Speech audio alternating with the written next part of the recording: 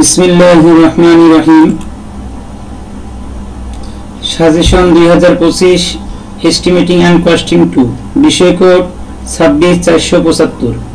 অতি সংক্ষিপ্ত কোশ্চেন: 1 তুলনামূলক বিবরণী কি, 2 ব্যাকফিল কি, 3 এস্টিমেট কি, 4 ব্যাফেল ওয়ালের কাজ কি, 5 উত্তোলন গভীরতা ও চালনার দূরত্ব বলতে কি বোঝায়, 6 কারিগরি বিনির্দেশ বলতে কি বোঝায়, 7 প্লিন্থ এরিয়া রেট বলতে কি বোঝায়, 8 1 কুইন্টাল রডে 19 মিলিমিটার ব্যাসের রডের দৈর্ঘ্য কত, 9 35 মিলিমিটার গুণন 35 মিলিমিটার গুণন 6 মিলিমিটার সাইজের 30 মিটার লম্বা 8টি এমএস অ্যাঙ্গেল বারের ওজন কত, 10 উভয় প্রান্তে হুক ও ক্রাঙ্ক সহ একটি ক্রাঙ্ক রডের দৈর্ঘ্য নির্ণয়ের সূত্রটি লিখো।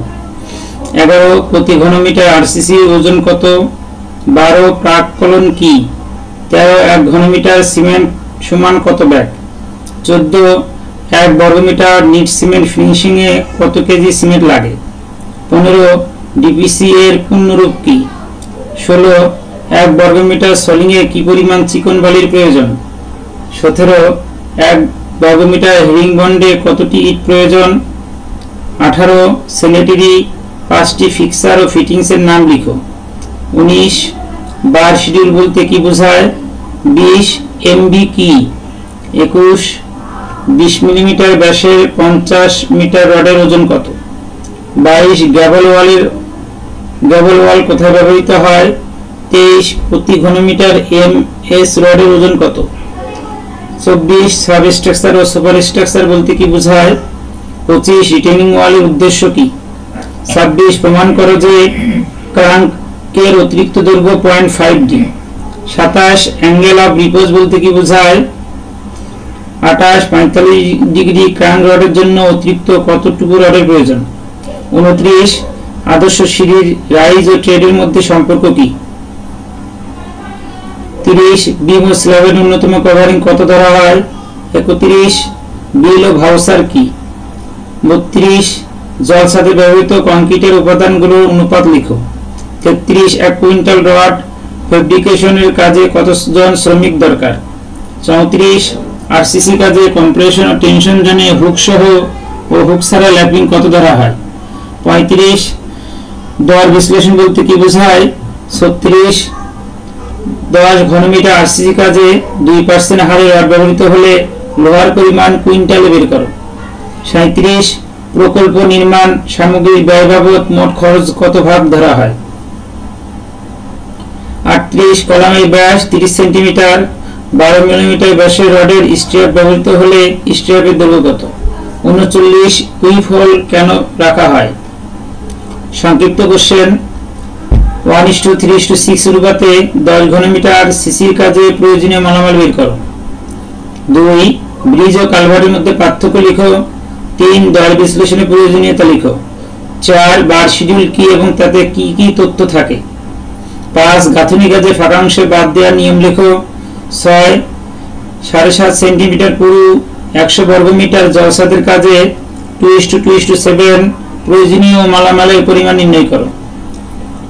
7 চিত্র হতে বিমটি আরসিসি কাজে ও রডের পরিমাণ নির্ণয় করো। 8 প্রকল্প বাস্তবায়নে গণপূর্ত দপ্তরের সংগঠন দেখাও। 9 3 মিটার লম্বা এবং 30 সেন্টিমিটার ব্যাসের একটি আরসিসি কলামে 10 মিলিমিটার ব্যাসের tie rod 25 centimetre centre to centre ব্যবহৃত হলে ওই কলামে কয়টি ও কয় মিটার টাই রডের প্রয়োজন হবে। 10 প্লাস্টারের কাজে বাদ দেওয়ার নিয়মগুলো লিখো। 11 একটি দালানে 120 সেন্টিমিটার গুণন 210 সেন্টিমিটার মাপের 6টি দরজা আছে। চৌকাঠের কাজে কাঠের পরিমাণ নির্ণয় করো। 12 5 মিটার গভীরতা ও 1.5 মিটার ব্যাসের ভিতরের বিশিষ্ট শোষণ কূপ সোকপেট এর 25 সেন্টিমিটার পুরু ইটের গাঁথনি কাজের পরিমাণ নির্ণয় করো। 13 40 মিলিমিটার গুণন 25 মিলিমিটার গুণন 5 মিলিমিটার মাপের এমএস অ্যাঙ্গেল বারের 15 মিটার এর ওজন নির্ণয় করো। 14 আদর্শ সিঁড়ি রাইজ ও ট্রেডের সম্পর্ক লিখো। 15 টেনশন ও কম্প্রেশনের ল্যাপিং কত ধরা হয়। 16 সেপ্টিক ট্যাঙ্ক কেন ব্যবহার করা হয়। 17 গভীর নলকূপ বসানোর জন্য প্রয়োজনীয় মালামাল কি কি। 18 1.80 গুণন 1.20 মাপের 5টি জানালার গ্রিলের কাজের পরিমাণ নির্ণয় করো। চৌকাঠ সাইজ 8 গুণন 10 সেন্টিমিটার। 19 5 মিটার দৈর্ঘ্যের একটি 30 সেন্টিমিটার গুণন 50 সেন্টিমিটার আকারের আরসিসি বিমে 1.8% স্টিল ব্যবহার করা হলে স্টিলের পরিমাণ টনে নির্ণয় করো। 20 প্রমাণ করো যে 1 ঘনমিটার গাঁথনির কাজে শুষ্ক মশলার পরিমাণ 0.35 ঘনমিটার অথবা 35%। 21 12 মিলিমিটার পুরু 1:6 অনুপাতে 125 বর্গমিটার প্লাস্টারের মালামালের পরিমাণ বের করো। 22 কোন গৃহ নির্মাণ প্রকল্পের ব্যয়ের খাতগুলো শতকরা হার সহ লিখো।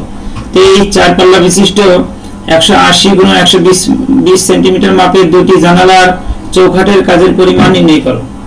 রচনামূলক কোশ্চেন, চিত্র থেকে গ্রেড বিম ও ভিত্তিতে মাটি খননের পরিমাণ নির্ণয় করো।